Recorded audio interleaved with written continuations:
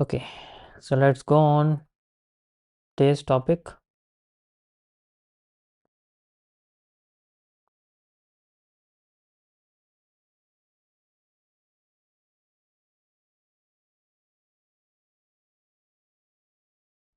Screen सभी को दिख रही है मेरी?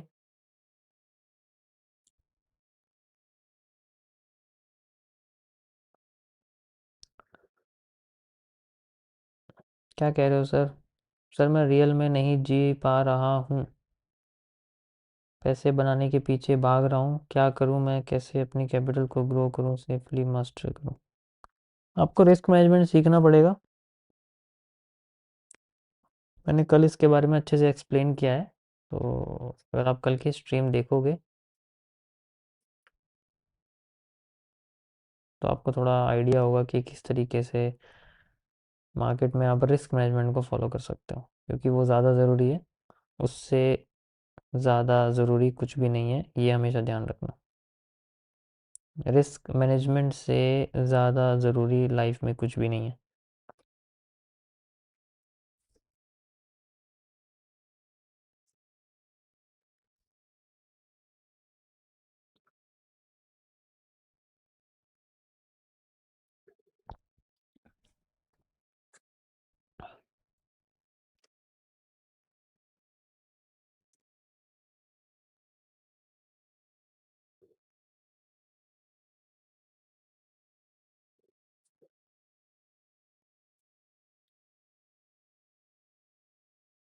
ओके,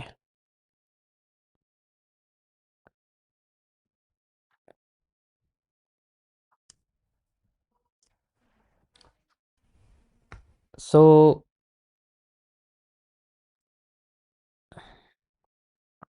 हम लोग बात करते हैं। कल मैंने आपको इसके अंदर, ये कौन सी स्ट्रीम आ गई? शायद ये लोड नहीं हुआ है अभी, कोई नहीं। कल मैंने आपको थोड़ा सा रिस्क मैनेजमेंट और टीबीसी के कुछ स्टार्टअप एरिया के बारे में बताया था। आज मैं आपको थोड़ा सा टीबीसी के डिटेल में बताऊंगा कैसे हम लोग उसको यूज़ करते हैं and how we can improve.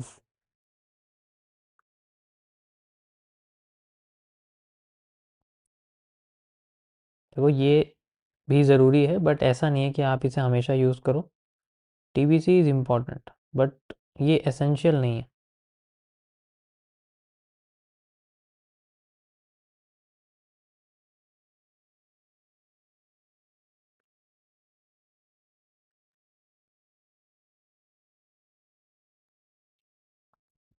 सबसे पहले इसके अंदर कुछ बेंडिंग्स होती हैं।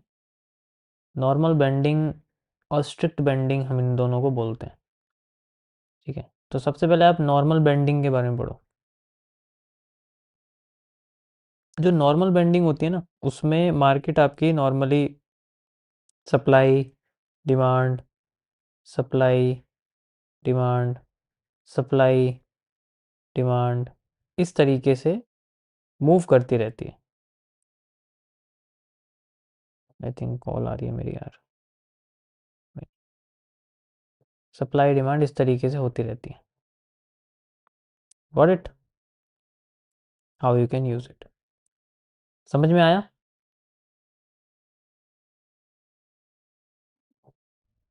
कोई प्रॉब्लम? यहाँ तक समझ में आ गया क्या बताया मैंने? तो सिंपल सा एक स्ट्रक्चर है जो मार्केट में फॉलो होता है। अब इसको हम लोग कैसे यूज़ करेंगे? देखो, इसमें हमेशा हम लोग करेक्टर्स का इस्तेमाल करते हैं कि अगर मार्केट हमारी डाउन जा रही है तो वो अपने लोएस्ट पार्ट, यानी कि लोअर लो को हमेशा ब्रेक करके जाएगी, हमेशा ब्रेक करके जाएगी। वो बॉडी क्लोज करनी चाहिए, ये भी बहुत इंपॉर्टेंट है। फिर जब उसका लोअर लो ब्रेक नहीं हो पाता, हायर हाई ब्रेक हो जाता है, हायर लो ब्रेक हो जाता है, तो फिर वो अपने हाई को ब्रेक करती रहती है।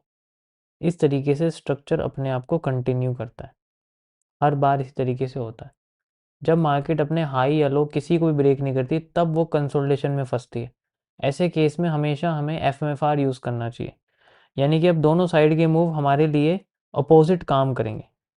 ऊपर की साइड मार्केट ब्रेक करके नीचे आ सकती है और नीचे की साइड मार्केट ब्रेक करके ऊपर जा सकती है। That is how the F first move fake then reversal work. अगर मार्केट हमारी नीचे जाती है तो वो फेक करके ऊपर आ जाती है, अगर वो मार्केट ऊपर जाती है तो फेक करके नीचे आ जाती है। डुअल डायरेक्शन का मतलब ही यही होता है, और एफएमएफआर हम लोग जनरली इसी जगह पर यूज़ करते हैं। ठीक है, ये मैंने आपको थोड़ा सा बोनस बता दिया है। लेकिन जब हमारी मार्केट प्रॉपर हमारे लोअर और हायर हाइज को लोअर हाइज को ब्रेक करती रहती है, तो स्ट्रक्चर अपने आप को कंटिन्यू करता है। अगर वो डाउन में जा रहा है, डाउन में जा रहा है, हाई में जा रहा है, लेकिन वो एक कर्व सा क्रिएट करता है मार्केट में। जब एक कर्व क्रिएट करता है तब हमें ये चीज़ सबसे ज़्यादा समझनी है। जब भी उसका हाई ब्रेक होगा तो उसका जो पहला रीटेस्ट होता है, हमें सबसे पहले उस पर फोकस करना है। इसी तरीके से डाउन साइड में होता है।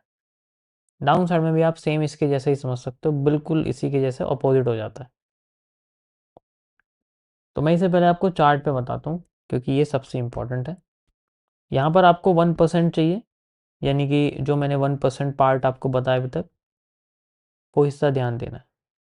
मैं बार बार नहीं बताऊँगा 1% क्या है। तो 1% हिस्सा यही है, बाकी का एरिया आपका 99% का है।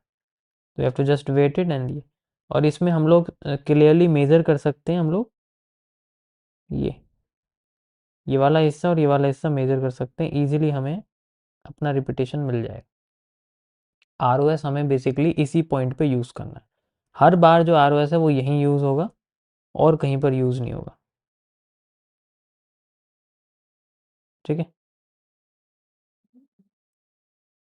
चलो मैं इसको आपको पहले चार्ट पे बता देता हूँ किस तरीके से समझ में आएगा आप लोगों को। Okay, let's see. जैसे ये हमारे पास में गोल्ड का चार्ट है एक, ठीक है। तो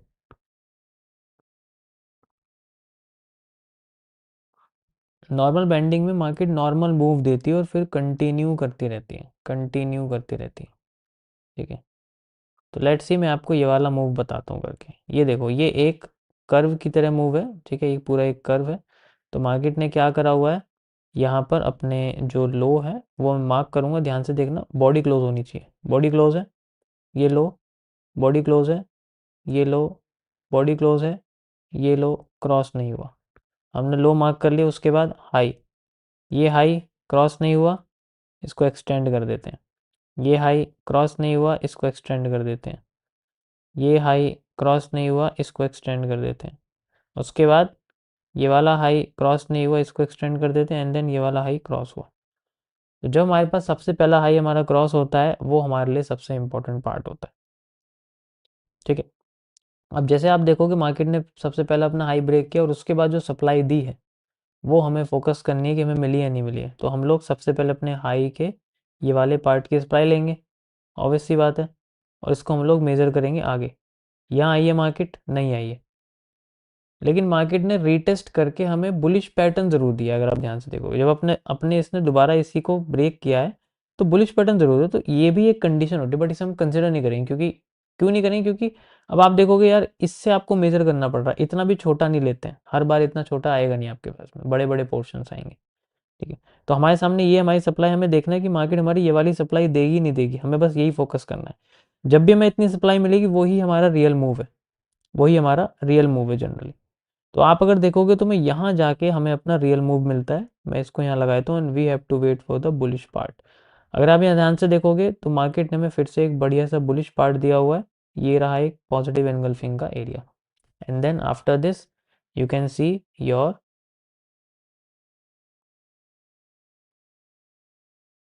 डिमांड। पूरी प्रॉपर हमें डिमांड यहाँ जनरली मिली है, जहाँ से हमने, देखो वैसे तो यहाँ से मैंने मेज़र किया है, मैं चाहूँ तो मैं इसे यहाँ से भी मेज़र कर सकता हूँ। ठीक है, मैं चाहूँ इसे मैं हाईएस्ट पॉइंट से भी मेज़र कर सकता हूँ। ठीक, बट हमें क्या करना है, हमें बिल्कुल नियरेस्ट को देख के चलना है कि उससे पहले भी, जैसे उससे पहले लो ये ब्रेक हुआ, ये पहली रिटेस्टिंग है।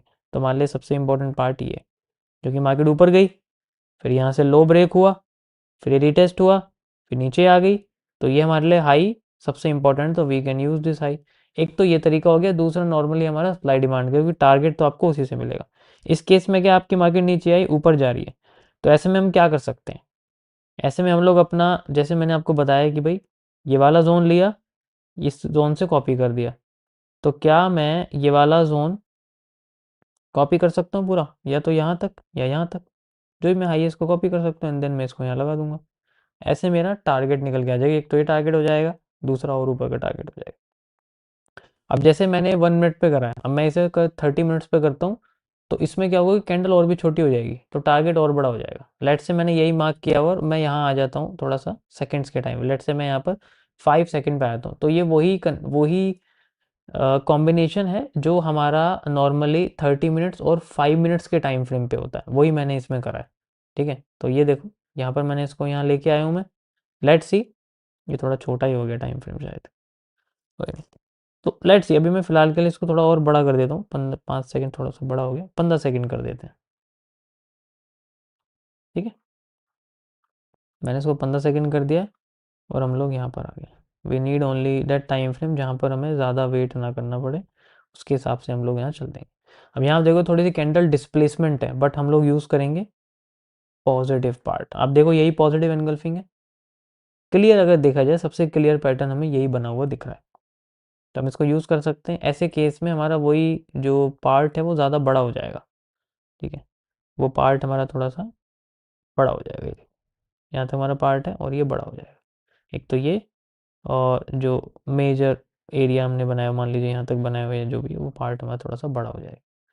तो इस तरीके से हम लोग वो चीज़ें इस्तेमाल कर सकते हैं। समझ में आया?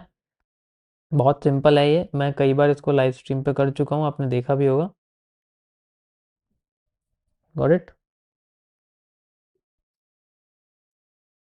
या 4 CP भी यूज़ कर सकते हो, मतलब टाइम फ्रेम अगर छोटा कर दोगे तो उससे क्या होगा कि वो क्लियर हो जाएगा। जैसे मैंने आपको बताया ना कि 15 मिनट्स या 30 मिनट्स है। अब जैसे मेरा major time frame, live stream का टाइम फ्रेम मेरा मेजोरिटी जो है वो 30 मिनट्स का यह है या 2 आवर का है। ठीक है, आपने देखा होगा, मैं पिछले 1.5-2 साल से वही यूज़ कर रहा हूँ, लाइव स्ट्रीम पे तो वही यूज़ कर रहा हूँ। और जो दूसरा टाइम है, जो मेन टाइम फ्रेम है, वो मेरा 1 डे या 1 वीक पे है, तो उसके हिसाब से फिर मैं टाइम फ्रेम कौन सा यूज़ करूँगा एंट्री के लिए या कुछ भी के लिए, 30 मिनट्स पे। तो 30 मिनट्स एंट्री होगी मेरे लिए मान लो, तो जो मेन टाइम फ्रेम है वो 1 डे वाला हो गया, 1 वीक वाला हो गया। ठीक है, उस पर डेली एनालिसिस नहीं होते, उस पर 3-3 महीने क्वार्टरली एनालिसिस होते हैं। ठीक है, क्वार्टरली एनालिसिस पे रिजल्ट निकलता है generally, main to main. Okay, समझ में आया यहाँ तक? तो इसी तरीके से देखो बेंडिंग होती है, ये आपकी नॉर्मल बेंडिंग है। ठीक है, नेक्स्ट स्ट्रीम पे मैं आपको बताऊंगा स्ट्रिक्ट बेंडिंग कैसे यूज़ करते हैं। इसको कम से कम 1000 बार करके देखना, 1000 बार मतलब 500 बार बने हुए चार्ट पे देखना और 500 बार लाइव पे करके देखना, तब आपको थोड़ा आइडिया होगा कि इस चीज़ को कैसे यूज़ करते हैं और ये क्या है। जब आप इसको सप्लाई डिमांड के साथ, QFL के साथ कंबाइन कर दोगे तो इसमें अच्छे रिजल्ट देखने को मिलेंगे आपको। जो मार्केट का स्ट्रक्चर है वो समझने आने लग जाएगा कि हाँ भाई यहाँ से क्यों घूम रही है, और अगर घूम रही है तो मेरे जोन से ही घूम रही है। ओके, समझ आया सभी को? कोई प्रॉब्लम?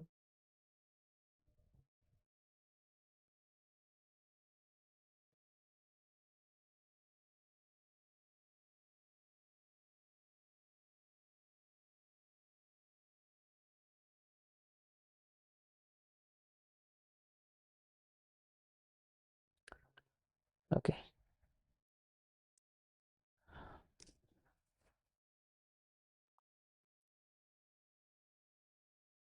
चलिए थोड़ा सा हम लाइव देख लेते हैं क्या हमें दिख रहा है। आजकल मैं लाइव पे एक्टिव कम हूँ। धीरे धीरे करके जैसे ये टॉपिक हो जाएगा फिर मैं वीक में 2 दिन टॉपिक पढ़ूंगा, बाकी मैं लाइव स्ट्रीम पे कंटिन्यू करूंगा। अभी आप देखोगे यहाँ में कोई बुलिश पैटर्न नहीं दिखा है ना? तो उसका मतलब क्या है, हमें कुछ नहीं करना, हमें अपनी सप्लाई जो हमने करी थी उसको नॉर्मली उतनी ही कर देंगे जितनी वो थी। ठीक है, मैं भी उतनी ही कर रहा हूँ, तो हो सकता है मार्केट अपनी फुल सप्लाई यूज़ करना चाह रही हो, ना कि हाफ। ठीक है, तो मैं यहाँ से लेके यहाँ तक इसकी जो सप्लाई है वो फुल यूज़ कर रहा हूँ, अब देख सकते हैं। और ये मैंने जोन सेंट्रल को यहाँ शिफ्ट कर दिया।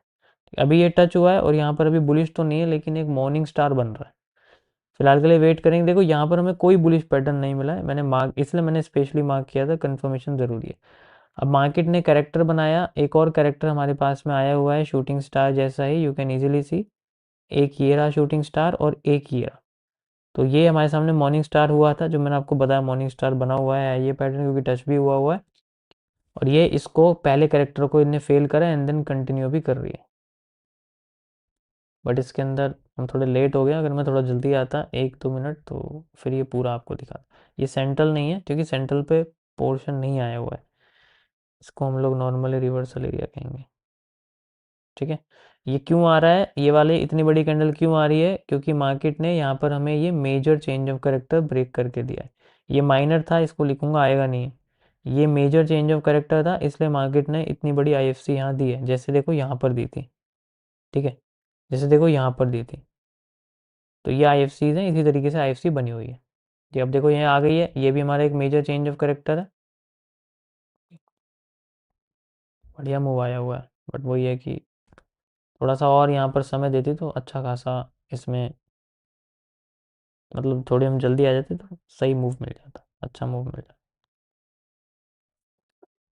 ओके,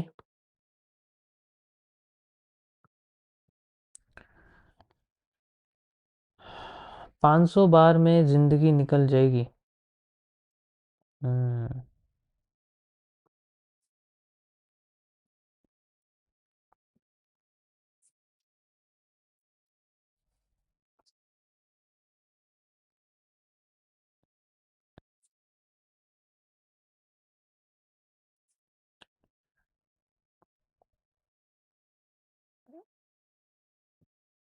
करूँगा मैं भी लाइव स्ट्रीम अभी एनालिसिस वाली ढंग से। ठीक है, अभी मैंने ये शुरू किया था तो मैं इसको पहले कंप्लीट करूँगा, उसके बाद फिर करूँगा। ठीक है, तो टॉपिक के दिन हमारे रहेंगे गाइस अब से सैटरडे और संडे, मंडे टू फ्राइडे हमारे एनालिसिस रहेंगे। सैटरडे संडे इसलिए क्योंकि उस दिन मार्केट में वॉल्यूम होते नहीं है, तो मैं जनरली मार्केट में वॉल्यूम नहीं है तो कोई प्रॉब्लम नहीं है, उस वक्त हम लोग एनालिसिस कर लेंगे। ओके, आज के लिए गाइस इतना ही। Thank you for watching.